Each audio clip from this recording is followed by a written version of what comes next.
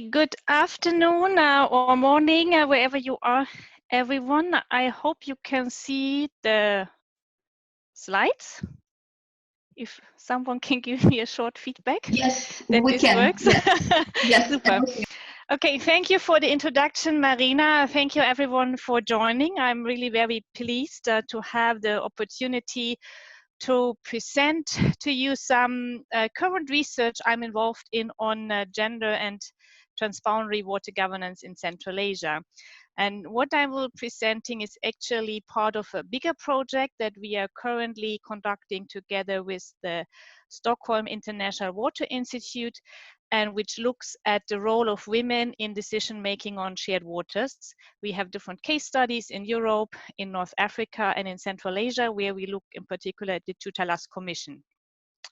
So what I will present here is based on qualitative interviews I have been conducting over the past 1.5 years with male and female water professionals. Yeah, so what I'm presenting is actually research that is not yet published, but it's fresh from the desk. And I will start with the question, so why at all should we look at gender and transboundary water governance? So let's just have a look at a few pictures. And as you can see here, these are all pictures from water negotiations from Central Asia. So we have here on the right side sessions of the Interstate Committee for Water Coordination, but also from the negotiations around the GERD between Egypt, Sudan, and Ethiopia and the Global Water Forum. And you see, well, there are not so many women around there. So it's basically men who negotiate on water, who sign contracts, who make decisions, and who design policies. And indeed, the field of transboundary water governance exists in the intersection of two highly masculinized fields. This is diplomacy and water resource management. And by masculinized, I mean that it's not only about positions taken mainly by men, but it's also that the core ideas, the procedures, the values, the guiding principles in these fields are shaped by men and by male assumptions. So we have the water sector on the one hand, where we have mainly engineers, which is has always been a very male-dominated profession. And we have diplomacy and international relations, where actually until the early 20th century, women were not even allowed to work. So it was only after, in most countries after the Second World War, that women were allowed to enter diplomatic service beyond administrative positions. And also today, the vast majority of ambassadors are men. So therefore, the questions arises, why are there no women? And does it matter? So what is the effect that transboundary water governance is mainly done by men? When we want to understand this, we have to look at two dimensions.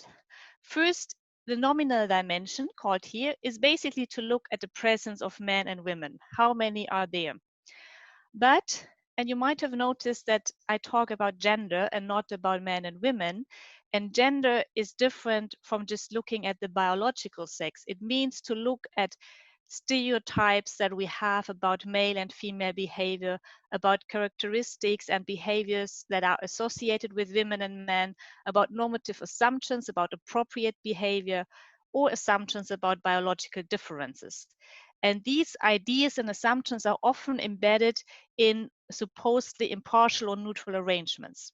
So when we want to understand the role of women in transboundary water governance, we also have to look at the ideas of gender and how neutral processes, or assumingly neutral processes, like nominating national representative to river basin organizations, or negotiating water quotas among countries, how they are actually gendered. So let's have a look at Central Asia.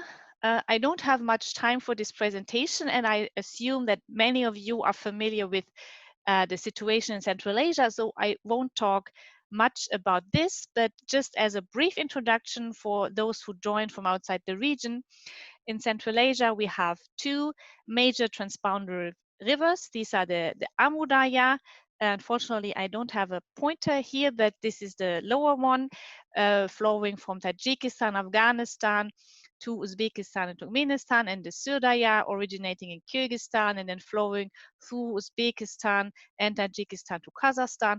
And we have a number of smaller transboundary rivers like the Chu and the Talas and the Ili, and many other small bilateral rivers. After independence for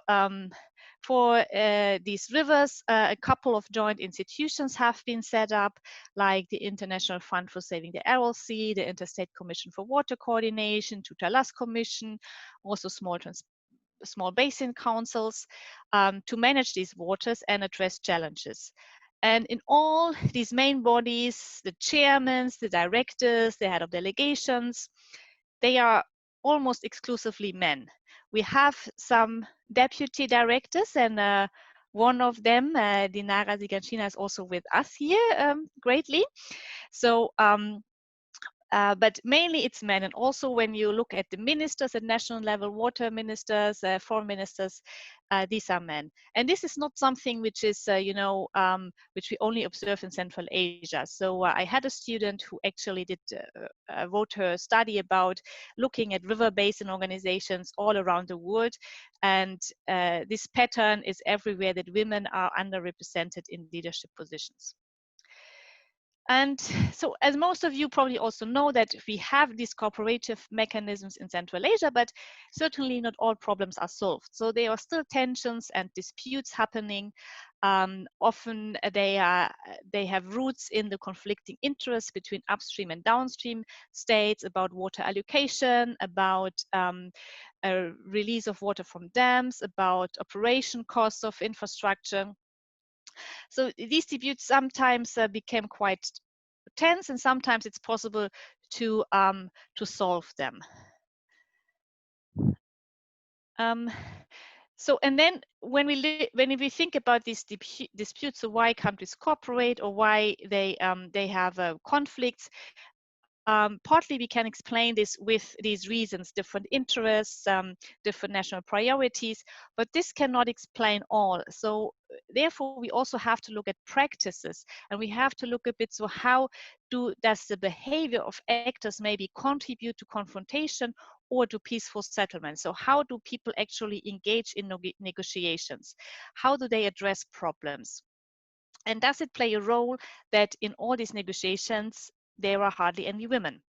So therefore, in the following, I want to look at both confrontational practices and collaborative practices. And when we look at how water negotiations and what people who participate in these negotiations, and when you talk with them, how they talk about this, they all usually mention that there is a very tough and rough and hard negotiation style. So there's quite an aggressive atmosphere, and there is often resistance to compromise, not because the issue as such is controversial, but more as a matter of principles. And the background to explain this is that in the political culture, reaching compromise is not seen as a solution, but as actually a weakness, as like you were not strong enough to fully secure your own position and the position of your country. And this is linked to certain traditional ideas about gender, ideas about men being strong leaders and have to kind of flex their muscles in public and be seen not as weak in order to be a credible representative of the country. At the same time, we see that also many urgent water challenges are solved and effectively addressed in a cooperative manner. And this happens especially at operational level, at technical level, and often also in an informal way. And often also in times when political tensions are there. And here, when you talk with water experts about these cooperative practices, they often refer to the brotherly ties that exist among the riparian nations and the moral obligation to help your brother.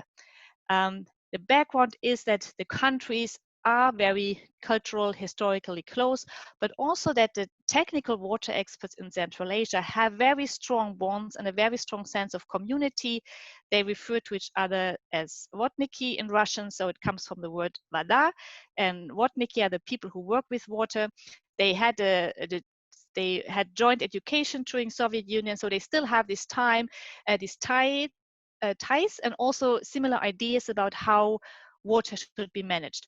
But they refer to each other not as my fellow water expert, but as my brother.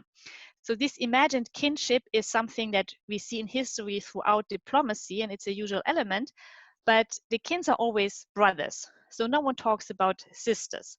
So again, we see that here it's a very male discourse about brothers where women are excluded. And since we talked a lot about this idea of leadership, which is apparently so strong and which is certainly an important element also for water negotiations and for interstate relations, I want to now have a closer look at what are the ideas about leadership and how are they gendered? So how are they influenced by our assumptions about men and women? And what was striking in my interviews was that the good leadership, which is strong leadership, is associated with male behavior and male characteristic, both by my female and by my male interview partners.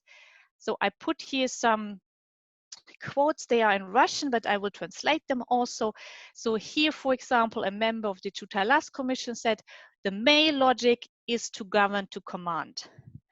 And in contrast, the women's logic is perceived, and this is the blue quote, so I also adhere to some gender stereotypes here. I put pink quotes for the ladies and blue quotes for the men with whom I'm spoken. So here,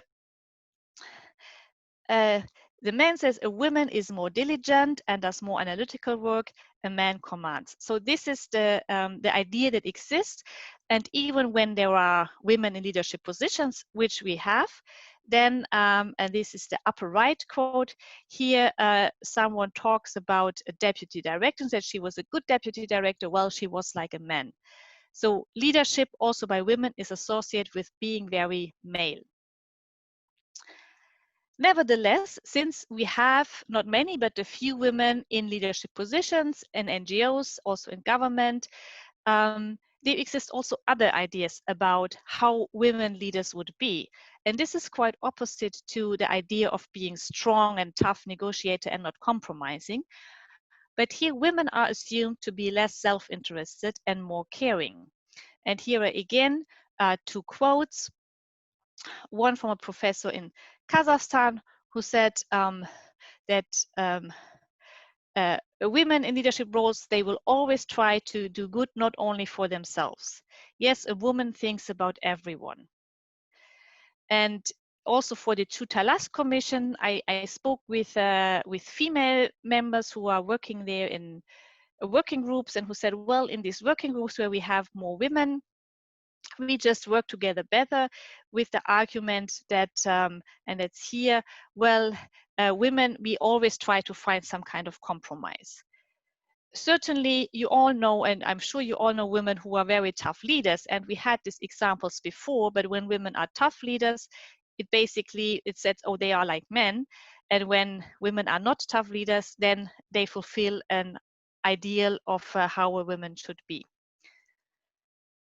And before ending my presentation, I would reflect a little bit. So what does this mean when now in negotiations, in actual water negotiations, men and women come together? Most water negotiations in Central Asia are done among men, but what happens if a woman sits at the table?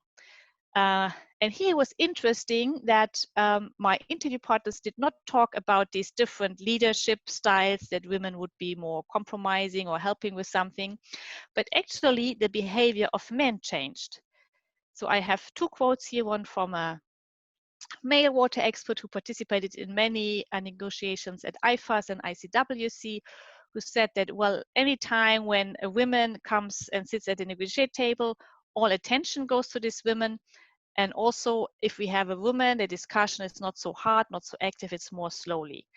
And similar, the Russian quote from the Chutalas Commission says that, well, the participation of women in such commission is, the effect of this is first tact. Men also try to behave, be more diplomatic among themselves.